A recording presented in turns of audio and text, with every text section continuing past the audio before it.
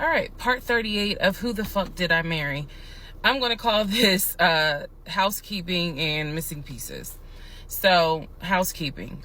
First and foremost, as much as I know you all have enjoyed this series, and some of you have told me how entertaining you have found it, the story will be done this weekend. So, in other words, I don't care how many parts I gotta film, it will be done this weekend. We're not gonna drag it into the new week. So I just want to let everyone know that. So please be sure to tell your sisters, your mamas, your aunties, your cousins, your best friends, hey y'all, go ahead and watch all the parts, because she's saying she's wrapping it up this weekend. But I'll leave the playlist up, so don't worry. Also, let's see. I'm sorry for the people who were like, I keep talking really slow. I didn't know that I was, and they're like, you're just long-winded. I'm very detailed. So that's probably what you're feeling, is that I'm detailed and I'm trying to get everything out, again, in a responsible manner. So, you all have asked me if I will do a live. Yes, I will. I don't have any issue doing a live. I feel like if you're going to put the story out there, you know you're going to get questions. So if you stand on business and you stand on what you said, do the live. So yes, I will do a live. And I will let you all know when I'm going to do a live. So it won't just be some random shit. I will actually do a live and let everyone know. So that way, if you have questions, bring them. The issue with doing a live is that I need moderators. So, because I just anticipate a lot of people have questions and I'm just one person, and I don't want to be accused of she's ignoring my question, which means there's holes in her story. Y'all, we all know how TikTok is. So, but I will absolutely do a live. That's the housekeeping. Missing pieces. So when I said before that it's important to me that I'm responsible in how I tell this story, meaning I'm clear and I go in detail, I realized that I left out some missing parts. And it was brought to my attention by a number of you. Thank you, because I'm all for accountability. I did not go into how my ex-husband, Legion, left the condiment company and then went to Apple. I also did not go into detail on when my mom came to visit. Both of those were in the month of April. I was going to go into detail a little bit more on the Apple situation because, as you probably have figured out, of course something came out later on.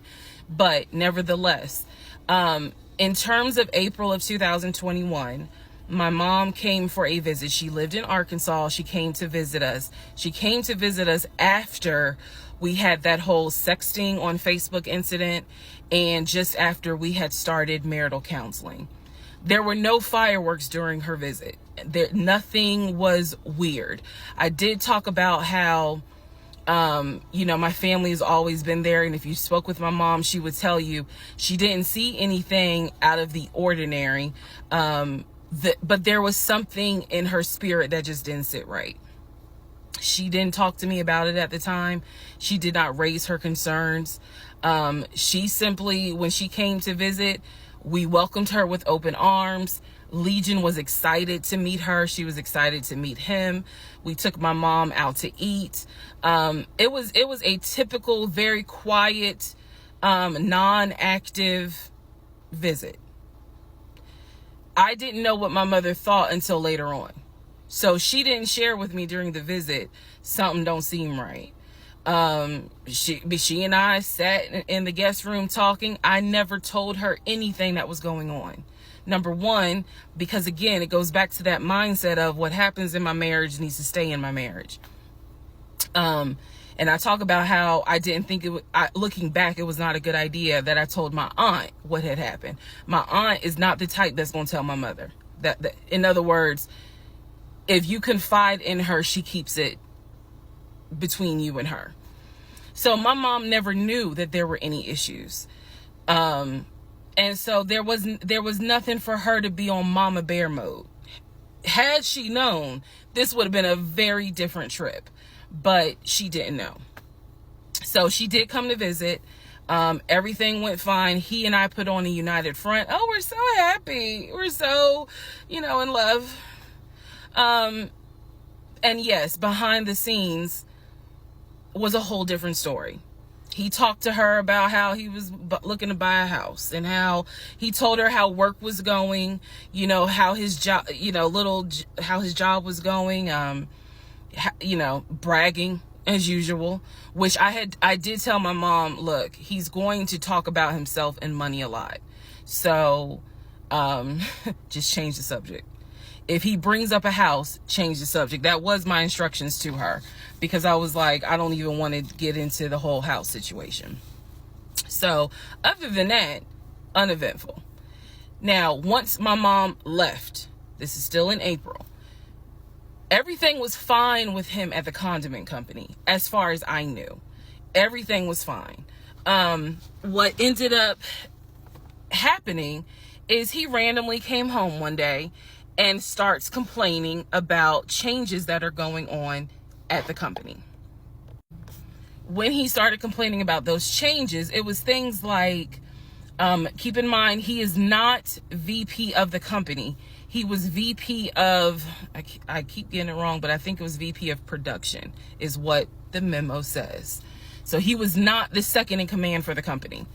He was upset that he was being blamed for production stats, that the production was down. He was upset that his plant manager apparently had resigned. He was upset that some of the policy changes that were coming into play that would affect his plant. These are the things that he was coming home and complaining about.